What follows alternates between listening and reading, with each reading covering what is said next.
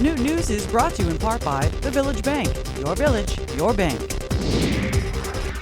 This week on Newton News, Mayor Fuller vetoes pay increases and revisits site for NewCAL.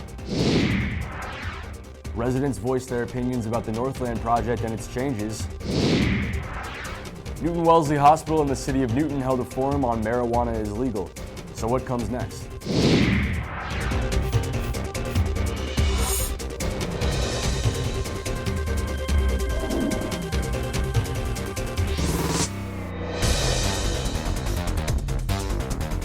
Welcome to Newton News for Wednesday, October 2nd, 2019. I'm Ethan Plotkin. Mayor Fuller vetoed the City Council's approved board order that would raise the mayor's, city council's, and school committees' salaries. The mayor sent a letter to the council showing support, but not at the increase passed and not at this time. Here's what Mayor Fuller wrote. Quote, I am supportive of appropriate compensation for elected officials and welcome the opportunity to work with the City Council on another path forward.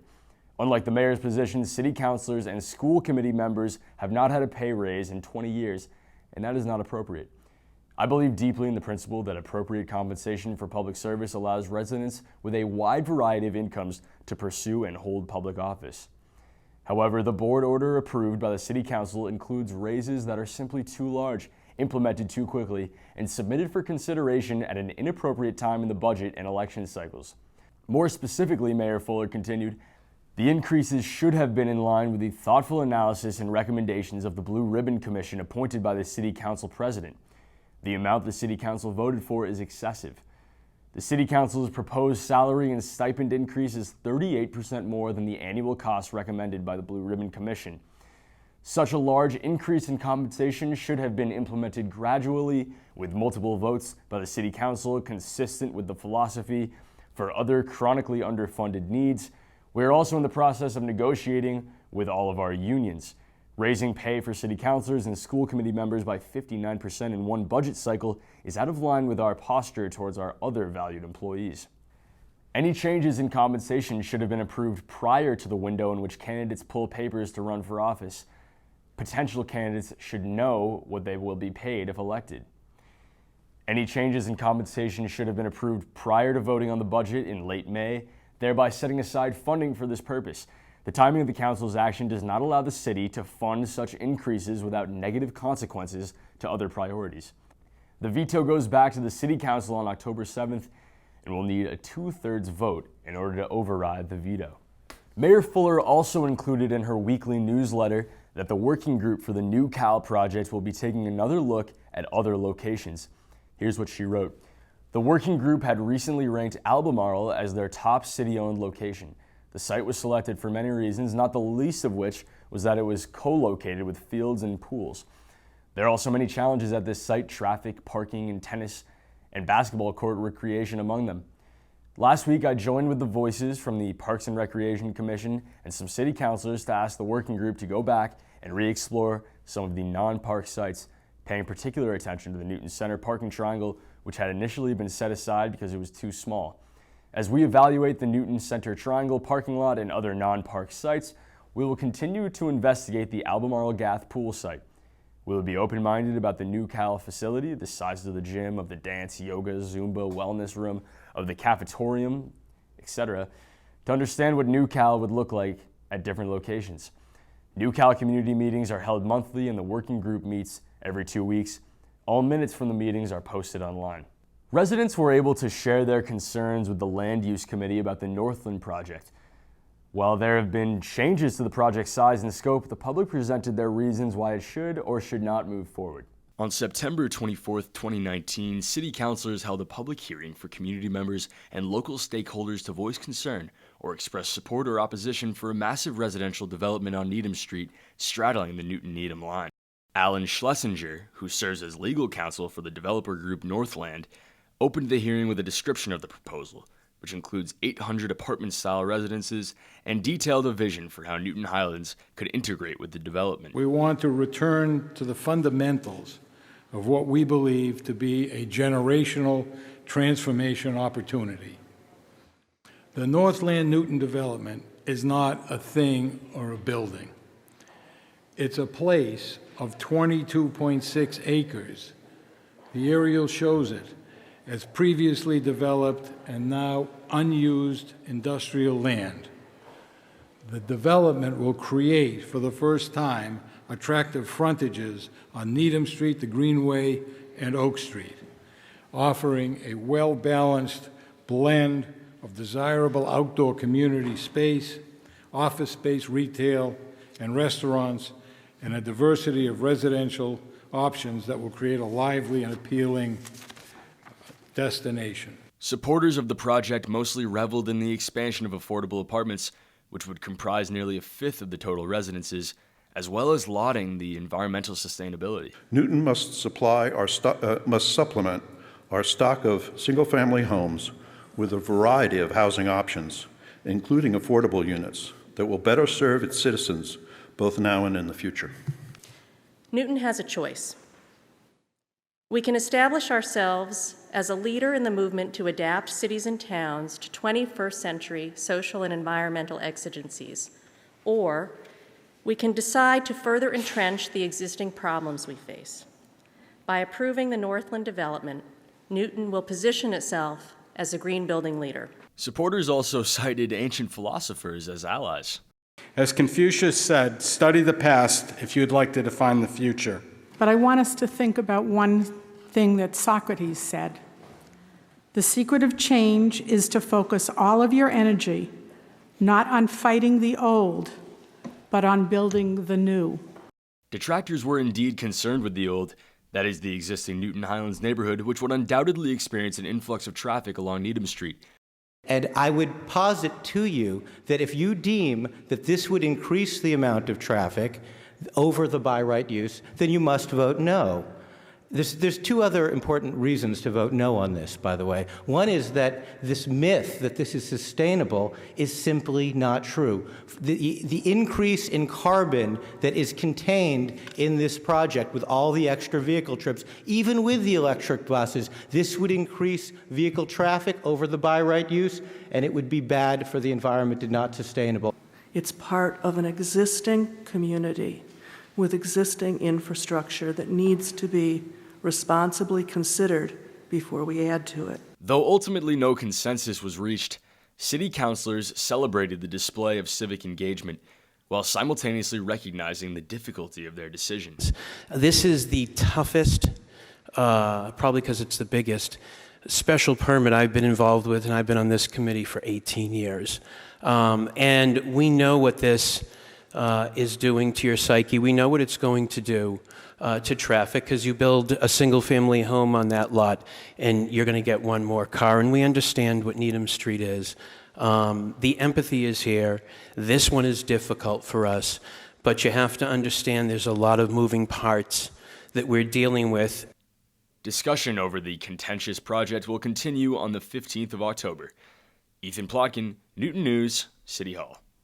Former Alderman Alan Ciccone Sr. is challenging incumbent Maria Greenberg for the Ward 1 Ward Councilor seat. Ciccone was on the board from 1991 to 2003, while Greenberg won the seat 2 years ago during the last election. A recent debate held by the League of Women Voters and New TV showcased questions regarding development, environment, and transparency in government.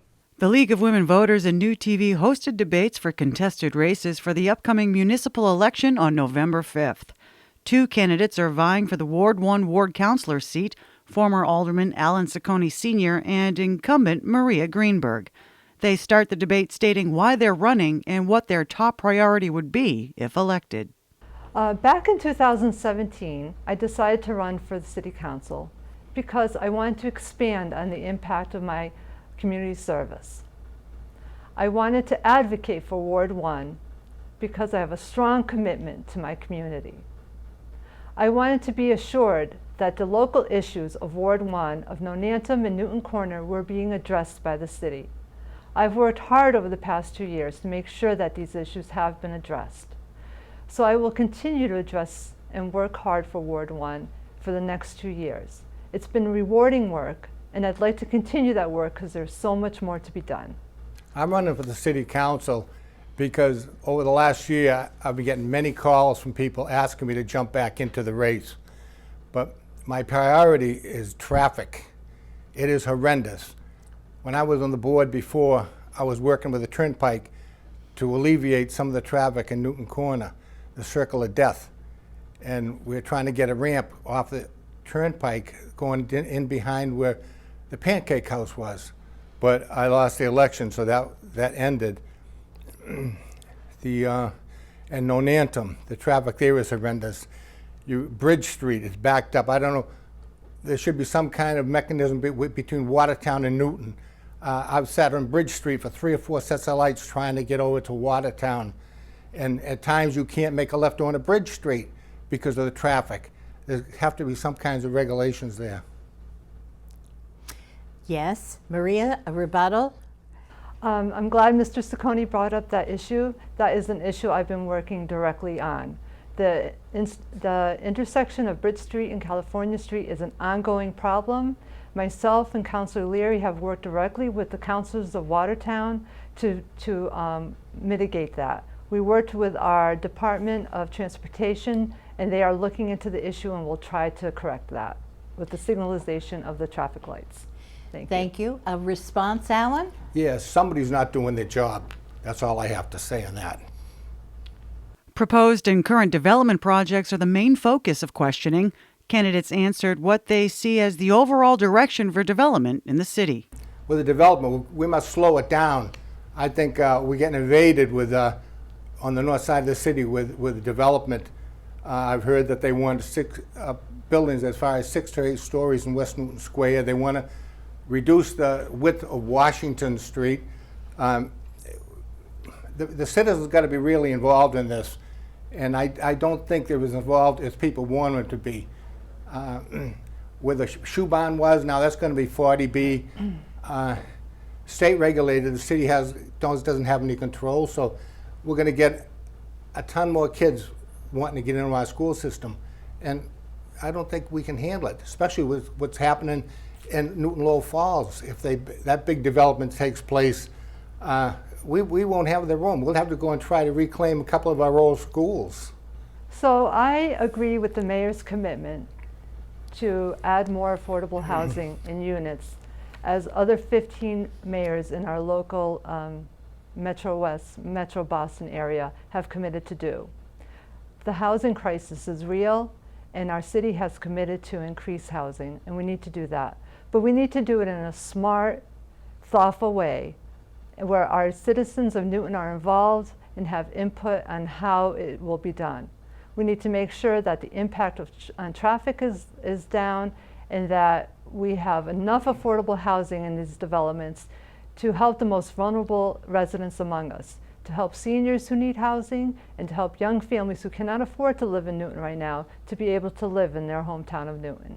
Talk about seniors. We have the Newton Housing Authority, but a senior in Newton is lucky if they can even get in there, because we took federal money, and so the housing is opened up to everybody in the state, and they all apply, and the Newton residents, they don't get any choice at all. Thank you. Rebuttal? I'm afraid that's not true at all. We just approved a senior housing development in Nonantum, 55 units called Haywood House, and Newton residents have 70% of the units will go to Newton residents directly, 30% to outside residents.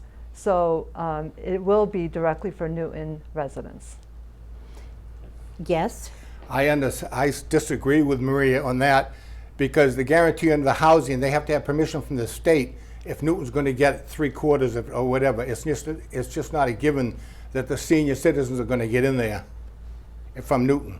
Okay, last rebuttal. It is in fact a requirement that 70% of the housing in this development will go directly to Newton residents. One development project the candidates talk about is the Riverside project and its process. I think right side, Riverside, I think it's a mess. I'm not really involved in it, but what I've heard, there's a big debate going on with the neighbors and the developer. I'm afraid of what that will do to our infrastructure. I mean, you're talking a couple of hundred apartments down there. What's it going to do to our infrastructure? What about our schools? They're the most important thing, and we just can't let these contractors come in and do what they want to do, because they're going to destroy our schools. So I am on the Land Use Committee, and I've been involved on Riverside. I've been there to hear the residents of Auburndale and Lower Falls talk about their concerns about Riverside. They speak about the size, they're concerned about the number of units that will be placed there. I understand their concerns, and they're right to have those concerns. I'm not sure exactly what the right number would be for that area. This is still under land use, so it's still under negotiations. But we need to hear from the residents of what they think about what would be acceptable to their neighborhood. On the environmental side, a question regarding the future state of Webster Woods was addressed. There's not much that we can do. I'm against any more development up there, but I don't think there's much that we can do about it, because the schools are, again, there's something different, and BC gets what they want. So this past spring, I took a tour of Webster Woods with some local residents who abut the area.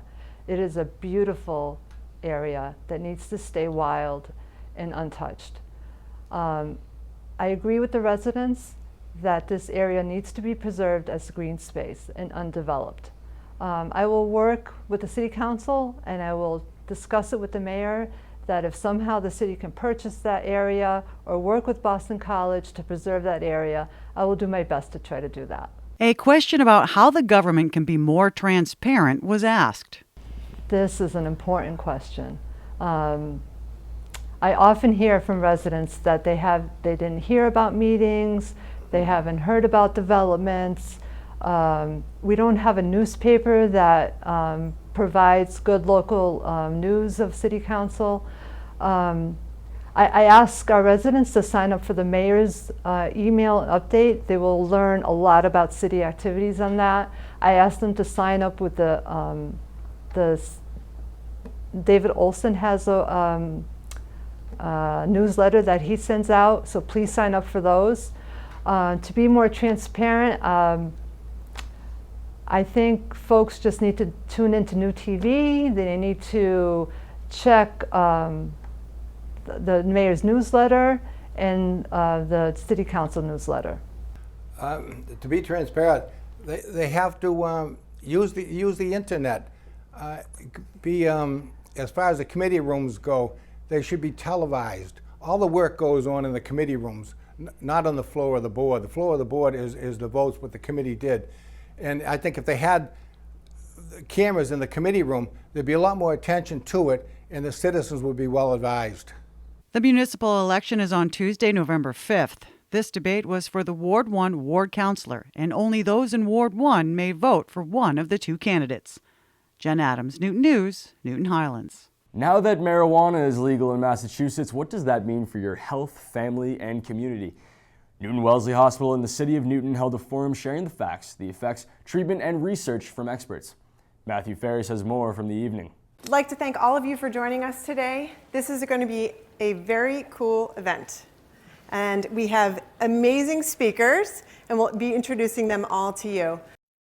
On Wednesday, September 18th, Newton Wellesley Hospital hosted a free event at Shipley Auditorium to discuss the legalization of marijuana and what it means for your health, family, and community. 5 experts led the forum and discussed the facts about cannabis. Each expert specialized in certain topics that included the effects of cannabis on young adults, treatment approaches for cannabis use disorder, research on medical and recreation cannabis, and regulation and safety. Expert panelist, Dr. Katarina Armstrong, opened up the event by outlining the discussion topics and providing the audience with the facts about marijuana to set the tone of the forum. Now, cannabis use disorder is a term that we put the word cannabis into, but it's used by DSM-5 criteria, which is the criteria we use in psychiatry for diagnosing use disorders. And we insert cannabis use disorder, which could also be opioid use disorder, alcohol use disorder. Right now, what we're talking about by this criteria is cannabis use disorder. This is a long list, and it includes the following, and it does not need to include all of this to meet criteria for cannabis use disorder. Dr. Randy Schuster continued the forum by leading a discussion on why cannabis use is so prevalent in young adults. She then went on to discuss how it may be affecting the adolescent community and how you can take an approach to reduce harm. Academic performance and worse psychiatric well-being. All right, number 5. As mentioned before, the cannabis that our kids are being exposed to is far more potent than in prior decades. We also see novel forms of THC delivery are the new norm. So I talk to kids every day who are telling me that it is just so easy for them to use at school now. What are things that you can do to reduce harm? So just very briefly, encouraging delaying onset of use. Every year that somebody can put off using, we think will improve outcomes. So I'm a child psychologist by training. So I work every day with teens and young adults with substance use disorders. Dr. James McCowan followed Schuster and went on to strengthen her points by going into greater detail on what it takes to treat cannabis use disorder in adolescents on a daily basis. So the problem with teens, right, is many of them don't see this as a problem. If they do see it as a problem, they tend to want to solve it themselves, and that's very developmental. And so that's a huge piece of working with teens, is thinking developmentally where they're at. So we use motivational interviewing, ACRO, which is a state-supported flexible manualized treatment that came out of the cannabis youth trials, which is a large study looking at teenagers with substance use. We use that. The state's supporting lots of treatment programs using this protocol. We use what's called CRAFT, which is Community Reinforcement Family Training. We've been trained in this through the developer, Bob Myers. It helps parents learn and empower them with knowledge. That's key. So it's great if you're a parent here tonight. That's excellent. We help them build a plan, how to respond if their teen comes home high. What do they do if they notice $20 is missing or their credit card? How to think practically and how to respond. We help them with communication. Many parents are stuck in sort of cycles of really poor communication. They're frustrated. The tone of the discussion changed when Dr. Benjamin Kaplan and Dr. Alan Balsam took the podium. They both went on to discuss the positives and practicality of medical marijuana use. We hear through most of these harm reduction. We want to reduce harm for our adolescents. The presumption is that cannabis is bad. I don't know if that's a fair presumption. If you think about our culture, how many kids do you know are sleep deprived, stressed out of their minds, overburdened? Is this good? Maybe we should have a more open-minded perspective about it. When I was listening to the first 3 presentations, I was feeling, uh-oh, I'm going to get up and be the skunk at the garden party. But I don't have to worry about that. Kaplan already did it.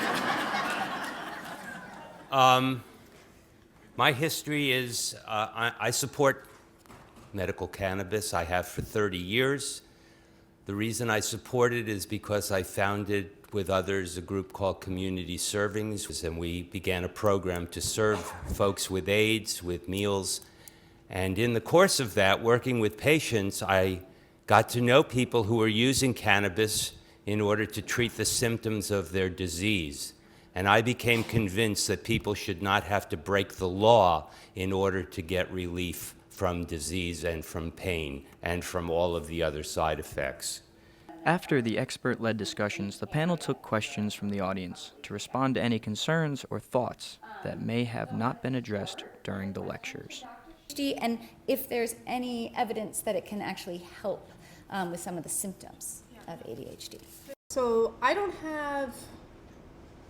know of the longitudinal data in terms of using. The event wrapped up with the panel Q&A, and the audience was given information on where they can go to seek help regarding cannabis-related health issues. Matthew Ferris, Newton News, Lower Falls. There's still time to sign up for the 10th annual Newton Wellesley Hospital Hope Walks event. It's on Sunday, October 6th at Babson College. Funds raised benefit the Mass General Cancer Center and NWH and supports a number of programs and services for cancer patients. To register online, visit nwh.org/hopewalks. This weekend starts the 16th annual Pumpkin Patch fundraiser at the United Parish of Auburndale. From October 5th to October 31st from 10 a.m. to 6 p.m., all proceeds from the sales of pumpkins and gourds are split with most going towards members of the Navajo Indian tribes who grow the vegetables, while the parish gets a percentage as well. The St. Mary of Carmen Society is gearing up for their annual scholarship banquet. This year, they anticipate handing out $9,000 in scholarships to deserving students on October 19th. Banquet tickets are on sale now, and funds raised will support future scholarships. Tickets and more information are available by calling 781-983-9031. Patty's Road Race, the Shillelagh Shuffle, will take place on Sunday, October 20th. Come join over 2,000 participants in the grand finale of the New England Runner Pub Series. The 3-mile road race has all the touches of Ireland, including bagpipes, Irish step dancers, and shillelaghs. This West Newton tradition benefits the Athletes Unlimited program for people with disabilities. To register or to learn more, go to pattysroadrace.com. Get ready for the 14th annual Bill's Pizzeria 5K Road Race. The race benefits the Travis Roy Foundation to make a difference for those with spinal cord injuries. It's happening on Sunday, October 27th, and starts at 9 a.m. at Mason Rice School in Newton Center. There's also a free Kids Energy Spooky Sprint at 8:30. And of course, don't forget to wear your costume. More information about Bill's Pizzeria 5K Road Race is available online at bills5k.com. Crossing a finish line, high-fiving a teammate, performing in front of an audience, going to an overnight camp, going out to dance and celebrate with your friends. These are all kinds of opportunities that it's easy to take for granted, but without Newton Athletes Unlimited, many people with disabilities would not have those opportunities. I have a lot of friends here, a lot of friends, and people I went to school with, people I went to college with. They've seen me as a role model, they've seen me as a leader. Athletes Unlimited is important for Ben because it is a real anchor in his life. He's doing fun things with all of his friends, being independent, like his brother. I think Athletes Unlimited is important to the city of Newton because it speaks to the whole concept of inclusiveness. It says we are not going to separate people because of their skill sets, we're going to unite them.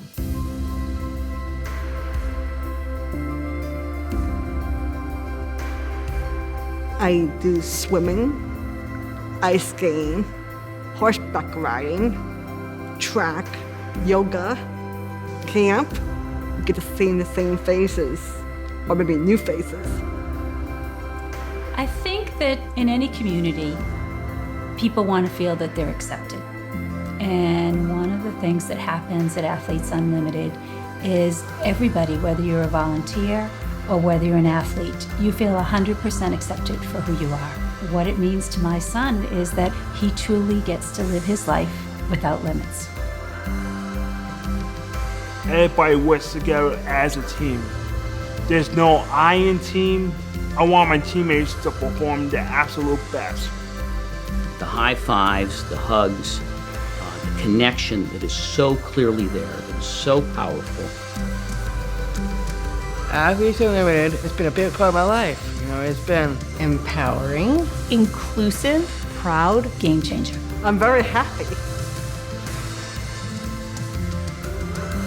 It provides the vision, provides the support that our city needs to put on world-class activities for individuals with disabilities.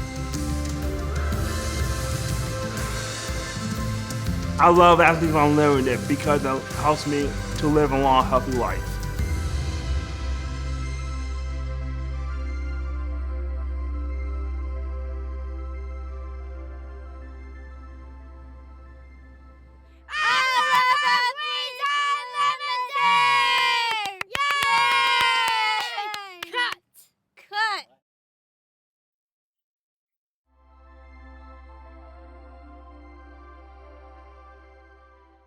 That's it for this week's Newton News. I'm Ethan Plotkin.